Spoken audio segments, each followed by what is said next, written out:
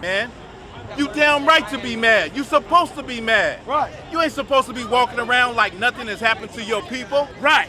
You ain't supposed to be living it up and living a good life and want to have all this ambition to be rich and get the bag. Right. But you don't consider what happened to your people. Right. You're supposed to be angry, man. Right. You're supposed to want justice, man. Right. The fact that black people didn't get justice for slavery, the fact that Native Indians didn't get justice, the fact that Mexicans don't get justice, right, is the same reason why we destroyed today. Right. Right? Read it from the top. Surely oppression maketh a wise man mad. It makes a wise man mad. And a gift destroyeth the heart. And a gift destroyeth the heart, man. Oppression make a wise man mad, and you're supposed to be upset, man. What is wrong with you, black and Hispanic people? I tell you what's wrong, you're in a goddamn dream. Right. You're in Martin Luther King's dream, man. Right. And this dream has become Nightmare on Elm Street for black and Hispanic people, right, man.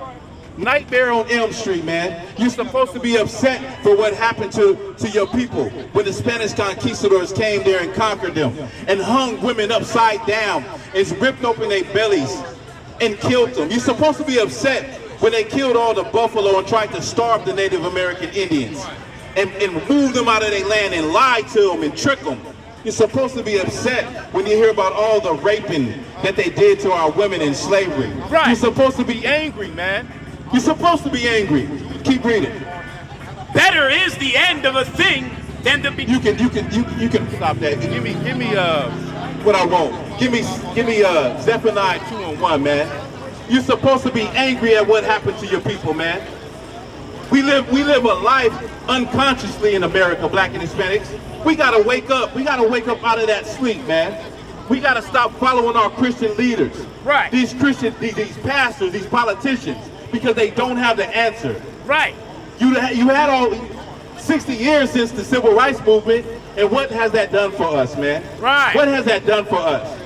But the whole world has one thing in common. They all hate black and Hispanic people. Right. They probably don't say it, but you can see in their actions, right? Right. They won't admit it because they're cowards. Right. They're cowards. Right. They won't admit that they hate you. But you know how they show it? They won't give you a job. You know how they show it? They put you in immigration detention centers. Right. You know how they show it? Black man, you're the #1 in prison, but the least in the population of America. That's how they show it. They show it covertly. They're cowards. Right. They don't want to tell you that they don't like you. They'll smile in your face at work. But what you got to understand is that they hate your guts, man. Right. They hate your guts, man. And guess what? How do we fight against that? Black and Hispanic people, you have to come together, man. Right. That is the only cure for what we're going through, man.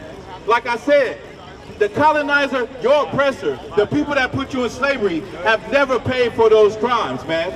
And you got to go pay for your crimes. You got to go before a judge, and you got to stand before the prosecutor, and they bring out the evidence, and then you go to jail, man. Right. How they killed us, how they raped us, nobody has been brought to justice, man. And the white man's rap sheet is 100 miles long with all the evil that he has done to black, Hispanic, and Native Indians. That's right. Go ahead and read that out.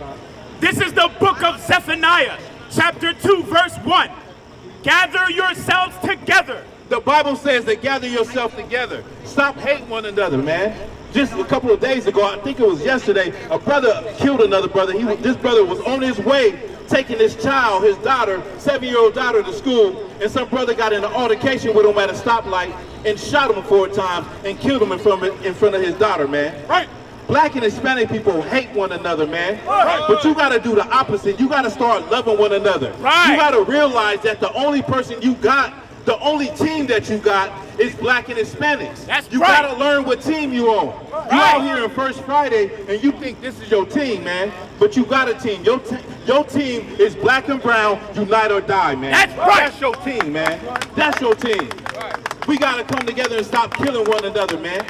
We got to understand that we are common. Blacks and Hispanics, we have something in common. And what we have in common is that we're God's chosen people and that everyone is against us, man. Right. So it makes no sense to be against one another, man. Right.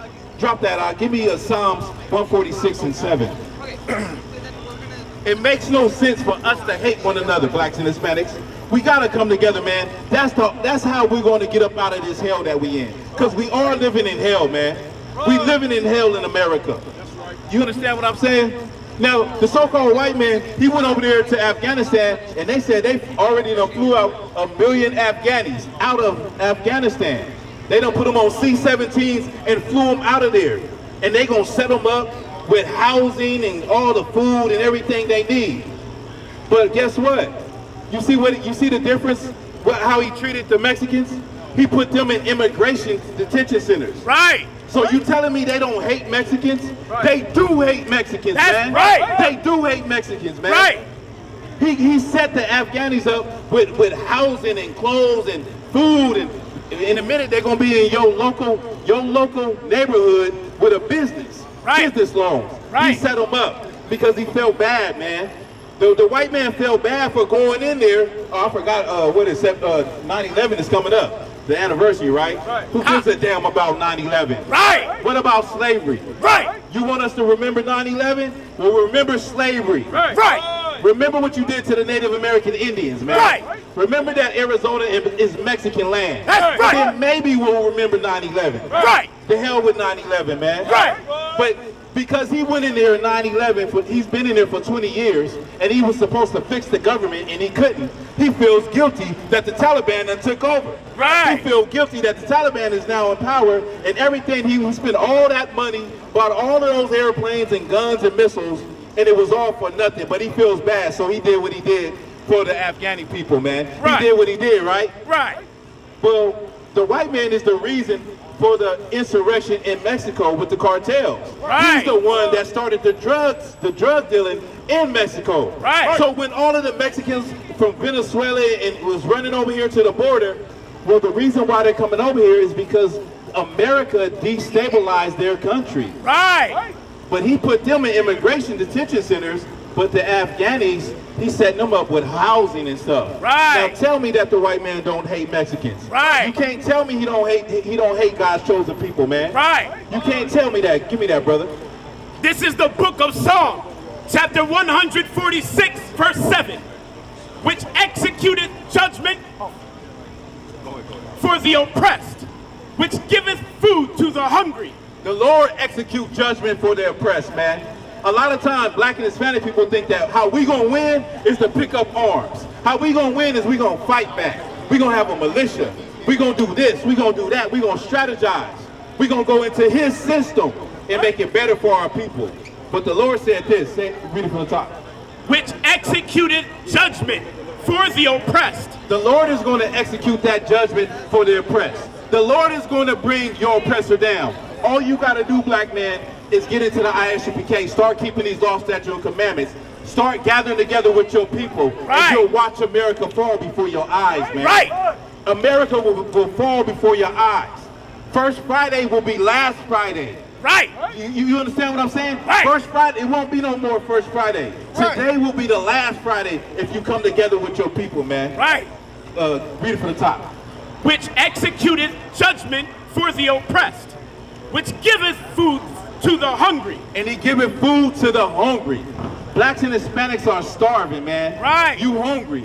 And it's not physical food.